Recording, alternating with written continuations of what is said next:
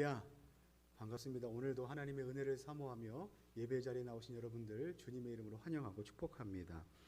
오늘 저와 여러분들이 함께 읽은 성경 본문 창세기 48장 말씀은요, 요셉과 두 아들 므낫세와 에브라임이 병들어 누워 있는 야곱, 그러니까 지금 이름으로는 이스라엘을 찾아갔을 때 일어난 그 기록이 있는 말씀입니다. 이스라엘은요, 자신을 찾아온 손자들에게 무엇을 하냐면 축복을 빌어줍니다. 마치 자신이 아버지 이삭이 별미를 가지고 찾아온 자신에게 축복해 주었던 것처럼 이제는 자기 아들과 자기 손자들에게 축복하는 모습을 오늘 말씀에서 보여주고 있습니다. 저는 오늘 말씀을 통해서 여러분들과 함께 우리가 하나님의 자녀로 살아가는 이 인생의 여정 가운데 어떤 자세를 가지고 살아가야 하는가 세 가지로 좀 나눠 살펴보면서 하나님의 은혜를 나누려고 합니다. 첫 번째 우리가 좀 살펴보려고 하는 것은요, 끝까지 최선을 다하는 인생이어야 한다라는 겁니다. 여러분, 지금 이스라엘은, 그러니까 야곱은요, 지금 병들어 누워있는 침상 위에서 자신의 죽음을 맞이하는 마지막 지점을 향해 가고 있습니다. 그때 그 소식을 듣고 찾아온 이들이 있었으니 오늘 말씀에 읽으신 바와 같이 바로 요셉과 그리고 손자들 므낫세와 에브라임입니다. 2절 말씀에 보면 이렇게 기록되어 있습니다. 어떤 사람이 야곱에게 말하되 내 아들 요셉이 내게 왔다 하매 이스라엘이 힘을 내어 침상에 앉았다라고 성경에 기록하고 있습니다. 여러분, 이스라엘이 어떻게 하고 있습니까? 침상에 앉았답니다. 그런데 보시는 바와 같이 그가 자리에서 벌떡 일어나 앉은 것이 아니라 마지못해 힘을 내어 일어나 앉았다라고 성경이 기록하고 있어요.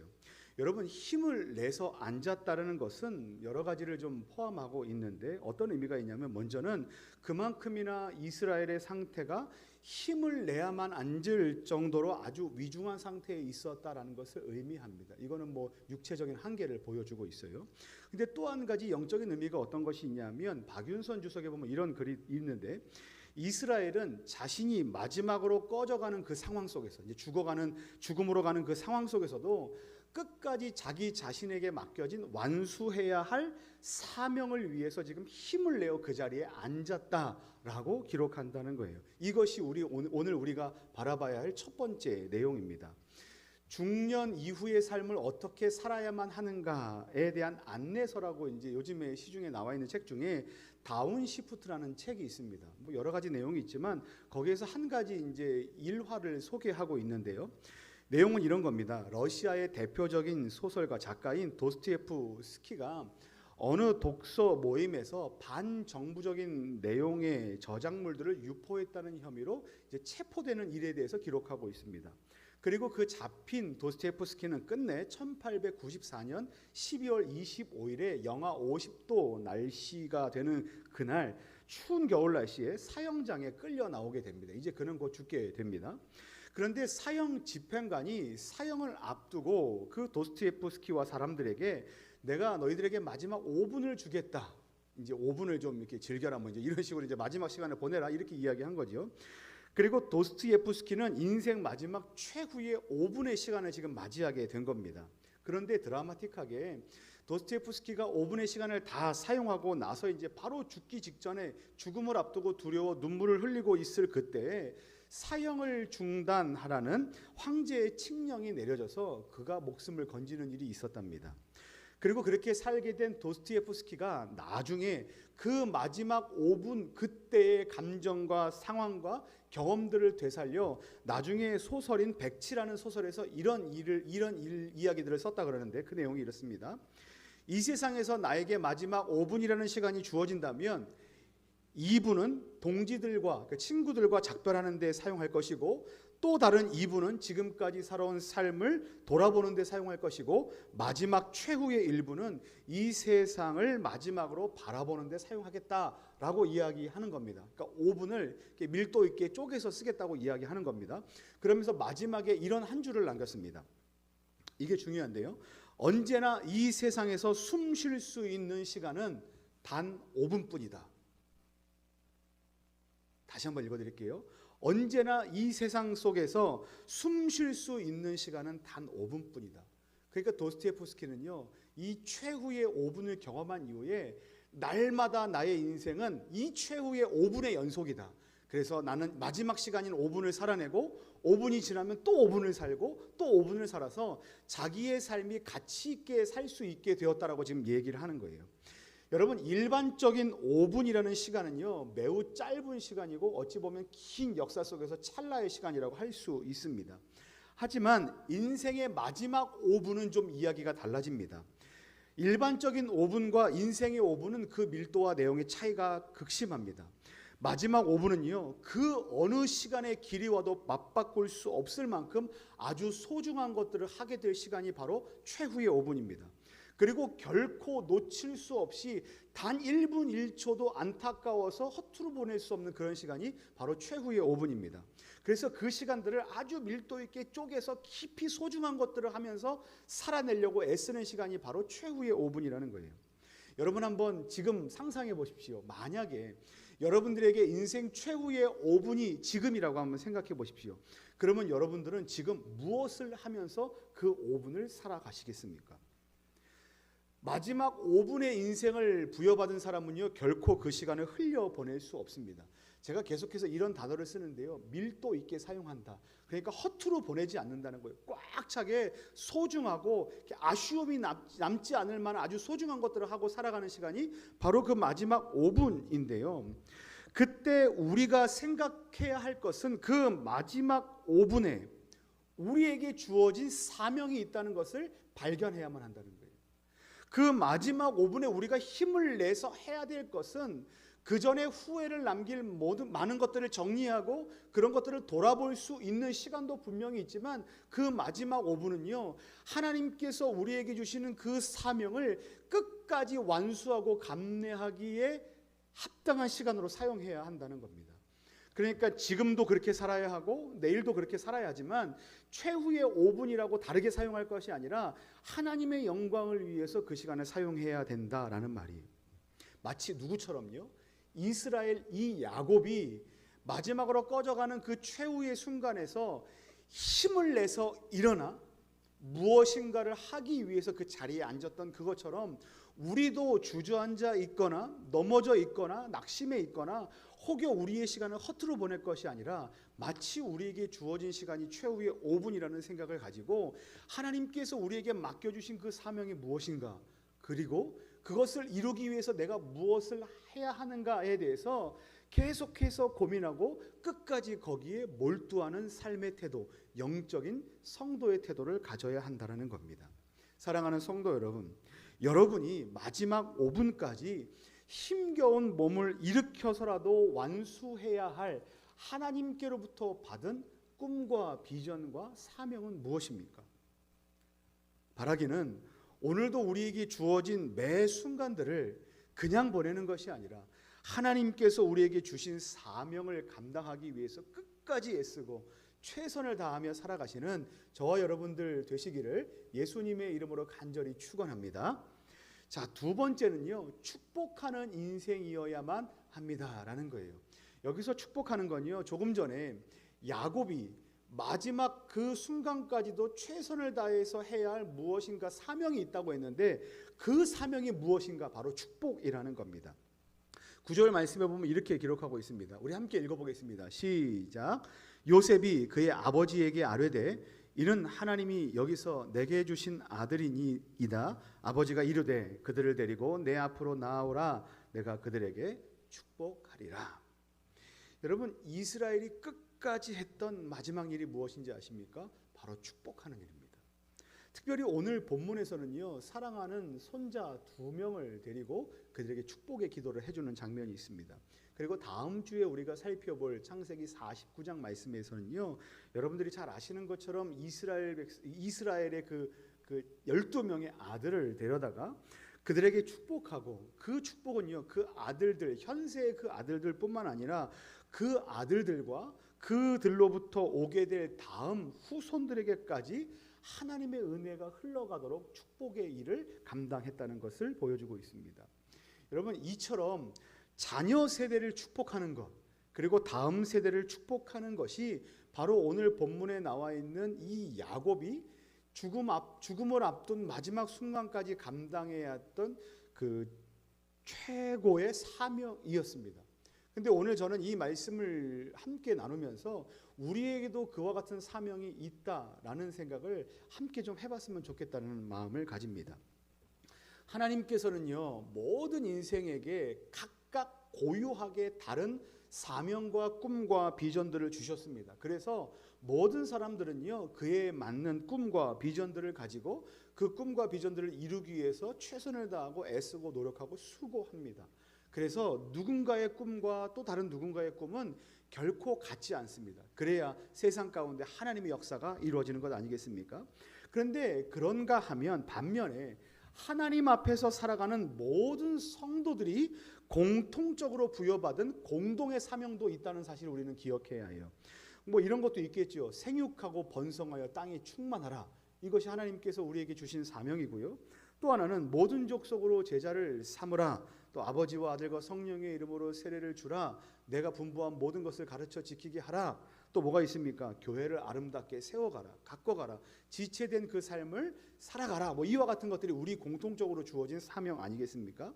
근데 오늘 또 하나가 그 본문 안에 등장하는데 바로 야곱이 했던 것처럼 이스라엘이 사랑하는 자녀들을 축복했던 것이 바로 우리 성도들, 그리고 특별히 이 시대를 살아가는 부모인 저와 여러분들에게 주신 하나님께서 주신 최고의 사명이어야 한다는 거예요. 여기 계신 분들, 또 온라인을 함께 하시는 분들을 보시면 대부분 이제 자녀들을 또 낳아서 기르시는 또 부모 세대이실 겁니다. 여러분, 우리는요, 하나님께서 맡겨주신 자녀들과 그리고 하나님 사이에 있는 통로입니다. 그래서 자녀들을 하나님을 대신해서 아낌없이 사랑하고, 그리고 하나님을 가르쳐야 하고, 신앙 안에서 믿음을 알려줘야 하고, 그들의 삶을 위해서 축복하며 기도해야만 합니다. 이것이 누구의 책임입니까? 바로 성도의 책임이고 부모인 저와 여러분들의 책임입니다. 그런데 여기서 부모의 책임이라는 것은, 자녀를 향한 축복이라는 것은요, 당장에 내가 낳아서 내가 기른 나의 자녀들만을 위한 것이 아니라 하나님께서 우리 교회 공동체 안에 보내주신 수많은 다음 세대의 자녀들, 그리고 내 자녀와 우리 교회 공동체의 자녀 세대를 통해서 앞으로 하나님 앞으로 나오게 될 모든 세대들, 오고 오게 될 많은 자녀들, 그리고 후손들, 나라와 민족들에게까지 하나님의 놀라운 축복과 은혜가 경험되기를 위해서 기도해야 될 책임이 저와 여러분들에게 있다는 거예요. 그러니까 나라와 민족을 위해서 기도할 때 그냥 이 나라와 민족이 나와는 상관없는 다른 객체라고 생각해서 기도하면 기도하기가 좀 어려워요. 이 시대를 위해서 기도할 때 뭐 코로나가 없어져야 한다고 기도할 때요, 그냥 이렇게 형상 없이 추상적으로 이게 없어졌으면 좋겠다, 경제가 좋아졌으면 좋겠다라고 생각하면서 기도하는 것보다요, 어떻게 기도하면 더 효과적인지 아십니까? 우리의 마음을 뜨겁게 하냐면요, 이 나라와 민족, 내가 기도해야 할 이 나라와 민족은 내 자녀가 살아가야 될 나라와 민족이다 라고 기도하는 겁니다. 그냥 우리가 나라와 민족, 뭐 국방을 위해서 기도할 때 그냥 국방을 위해서 기도하는 게 아니고요, 지금 군대가 있는 내 자녀가 머물고 있는 것이 군대이고, 그곳에서 내 자녀가 건강하게 안전하게 군복무를 완수하기 위해서 기도하는 것이 곧 자녀를 위한 기도뿐만 아니라 나라와 민족을 위해서 기도하는 것일 수 있다는 거예요. 그러니까 우리는요, 우리가 접하고 있는 모든 기도의 환경들을요, 하나님께서 우리에게 주신 사랑하는 자녀들이 그 가운데서 어떤 복과 은혜를 누리게 할 것인가를 놓고 기도하는 것은 매우 좋은 일이라고 할 것입니다. 여러분, 근데 그것을 언제까지 해야만 하는지 아십니까? 40대까지만 할까요? 50대까지만 할까요? 아니면 60대, 70대까지만 할까요? 아닙니다. 성경에서 말하는 그 어느 때까지라는 것은 이스라엘이 보여준 것처럼 침상에서 힘을 내어 자리에 앉아서까지 자녀들을 축복했던 그때까지. 그러니까요, 하나님께서 부모로 살아가게 하시는 그 사명을 완수하는 그때까지 사랑하는 자녀들과 다음 세대 자녀들, 그리고 나라와 민족을 위해서 기도하는 일을 결코 멈춰서는 안 된다고 성경이 말씀하고 있습니다. 그러니까요, 마지막 최후의 5분까지 우리가 해야 될 최고의 사명, 여러 가지가 있지만 그 중에도 하나가 뭐냐면 자녀 세대를 위해서 축복하며 기도하는 일이라는 겁니다. 사랑하는 성도 여러분, 여러분들은요, 한 가정의 부모이자 하나님께서 여러분들을 자녀들에게 세워주신 축복의 통로요, 축복의 사명자입니다. 물론 여러분들의 자녀들은 바로 하나님을 만날 수 있습니다. 하나님을 보게 될 것입니다. 하나님을 믿을 것입니다. 그리고 예수 그리스도의 은혜를 경험하게 될 것입니다. 하지만 하나님께서는 그 일을 본이 되게 하시는 여러분 부모 세대를 통해서 그 일을 이루어 가시겠다 말씀하십니다. 사랑하는 성도 여러분, 바라기는 오늘도 하나님께서 우리의 가정과 우리의 공동체에게 맡겨주신 자녀 세대를 마음속에 한껏 품고 기도하며 축복의 통로로 살아가기를 마다하지 않는 끝까지 감당하시는 저와 여러분들 되시기를 예수님의 이름으로 간절히 축원합니다. 그리고 세 번째, 하나님의 눈으로 바라봐야만 한다라는 거예요. 이것은요, 우리가 그 축복의 일을 감당할 때, 축복할 때 어떤 마음의 자세를 가지고 행해야 하는가에 대해서 이야기하는 겁니다. 요셉은요, 아버지 이스라엘이 자기 아들들에게 축복하고자 할 때 장자인 므낫세의 머리를 이스라엘의 오른손 위에, 그리고 차자인 에브라임을 이스라엘의 왼손 아래에 가도록 이 두 명의 아들들을 자기가 원하는 그 자리에 맞게 이렇게 밀어 넣었습니다. 그러니까 차자인 에브라임도 분명히 복을 받기를 원하지만 이 요셉의 생각에는 어떤 것이 있었냐면 더 큰 복은 장자가 받아야 되는 것이고 그 복은 바로 므낫세가 받아야 된다라고 생각하는 그 마음속에 생각이 있었어요. 이것은 요셉의 생각뿐만 아니고요, 그 시대적인 가치였습니다. 그리고 요셉의 마음에 있는 자녀에 대한 가치와 기준이었습니다. 그러니까 나는 이렇게 자녀를 키우겠다, 나는 내 자녀가 이런 복을 받길 원한다라는 그 규정된 모습이 요셉의 마음 가운데 이미 있었다는 거예요. 근데 희한하게도 이 아버지 이스라엘은요, 아들 요셉이 생각했던 것과는 정반대로 손을 올립니다. 엇갈려 손을 올리는 거죠. 그리고 이 모습을 본 요셉은요, 이렇게 생각합니다. 우리 아버지 이스라엘 이분이 지금 나이가 많이 드셔서 뭔가 잘 구분을 못 하시는구나. 그러면서 이야기합니다. 아버지, 여기가 장자고 여기가 차자예요. 손 잘 올리셔야 됩니다. 이렇게 말씀을 드리는 거예요.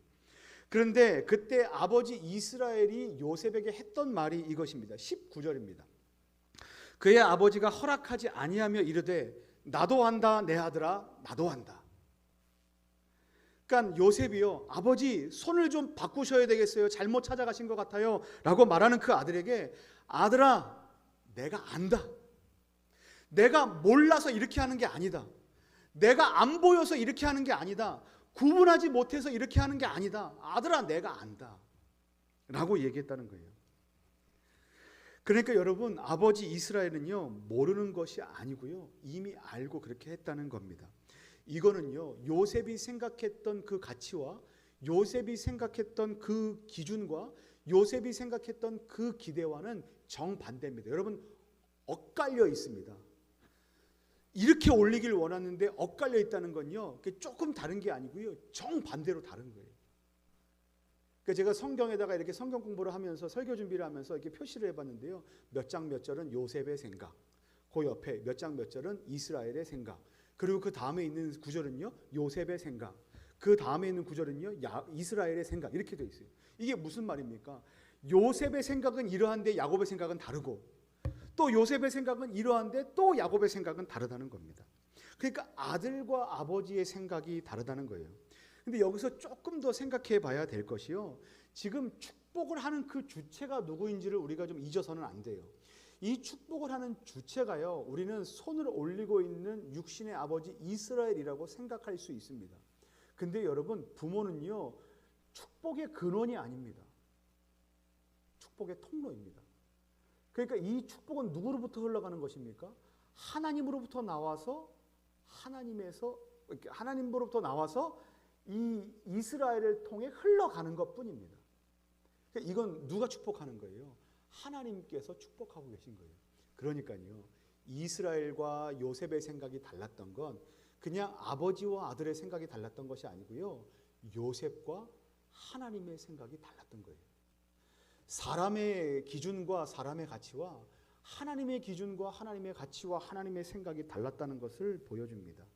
그러면서 이걸 자녀 양육에다가 자녀를 위한 축복에 대한 기도로 한번 적용시켜 보면 이럴 수 있을 것 같습니다. 우리는 이렇게 생각합니다. 내 자녀는 내가 낳았고 내 자녀는 내가 키웠기 때문에 내 자녀는 누구보다 내가 가장 잘 안다라고 생각합니다. 그리고 가장 많이 사랑하기 때문에 내 자녀는 이렇게 자라야 하고 이런 일을 해야 하고 이 정도 나이 때는 이런 것들을 이루며 살아야 된다라는 그 관념과 기준들이 우리 부모님들의 마음 안에 이미 자리 잡고 있습니다. 우리의 기도는요, 어쩌면 우리가 갖고 있는 이 생각의 플랜대로 자연스럽게 우리 자녀들이 살아가기를, 그 보조를 맞춰주기를 원하는 것들로 기도하는 것들이 대부분입니다. 하나님, 지금 대학 가면 좋겠습니다. 지금 취직하면 좋겠습니다. 지금 시집 가고 장가 가면 좋겠습니다. 지금 집을 장만하면 좋겠습니다. 라는 이 플랜들은요, 사실 누구의 플랜인 줄 아십니까? 부모인 우리의 플랜입니다. 그리고 우리는 그 계획을 갖고 기도를 하지요. 근데 여러분, 우리는요, 우리 시대의 가치와 우리 부모님들의 가치로 이 기준을 가지고 자녀들을 가르치려고 하지만 사실 우리보다 우리 자녀들을 더 사랑하시고 우리보다 우리 자녀들을 더 놀랍게 보호하시고 인도하시는 분이 누구십니까? 바로 하나님이시라는 사실을 기억해야만 합니다. 그러니까 어떤 개념처럼 말입니까? 나는 이쪽에 손을 올리는 것이 맞고 이쪽에 손을 올리는 것이 맞다고 생각했는데 하나님의 생각은 그렇지 않은 거예요.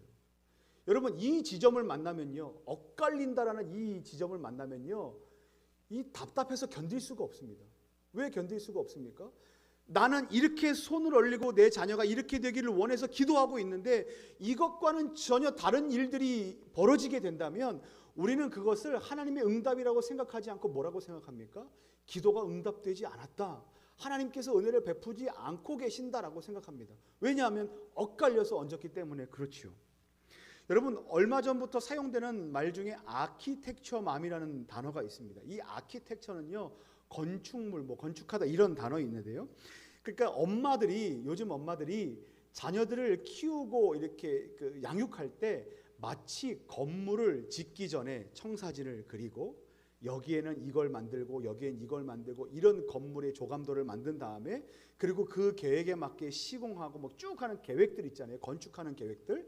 그 계획하는 것처럼 우리 사랑하는 자녀들을 건축하는 것처럼 이렇게 만들어 간다는 거예요. 어찌 보면 우리 사랑하는 자녀들을 위해서 아주 많은 애정과 사랑을 쏟고 있다는 것에 대한 그 모양일 수 있습니다.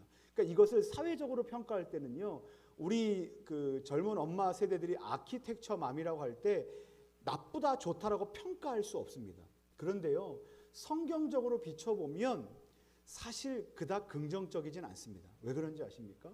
이 아키텍처맘들에 있는 그 마음 안에 있는 자리 잡은 거는 뭐냐면 사랑하는 자녀, 내 자녀는 내가 원하는 대로, 내가 계획한 대로, 내가 이렇게 코스를 밟는 대로 그렇게 만들고 키울 수 있다라는 나의 열심과 나의 자랑이 거기에 들어가 있기 때문에 그래요. 그런데 여러분, 우리는 그렇게 할 수 없습니다.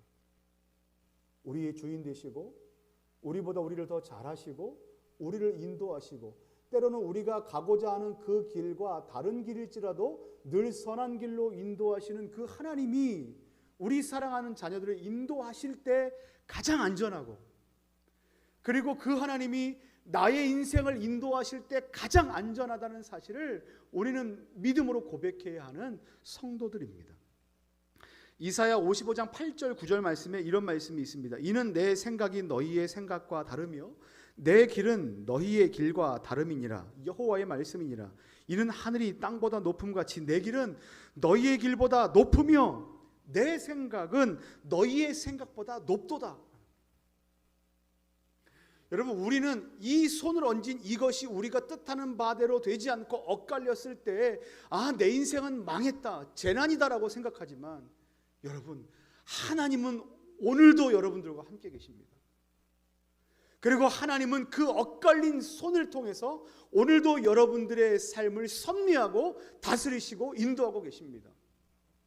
비록 그 엇갈린 상황을 우리가 마주할 때 우리는 답답하고 우리는 견딜 수 없고 우리는 재난을 당한 것 같고 지금 내 사랑하는 자녀의 인생이 미래에는 망할 것 같다라는 상황 가운데 있을지라도 사랑하는 우리 자녀들을 축복하는 그 축복의 근원 되시는 하나님께서 우리 자녀들을 붙들고 계시면 이 손이 이렇게 되었던, 이 손이 이렇게 되었던, 아니면 손을 들고 있던, 아니면 손을 내리고 있던 상관없이 하나님께서 보호하시는 그 인도하심으로 인해서 그 인생은 늘 승리라는 겁니다.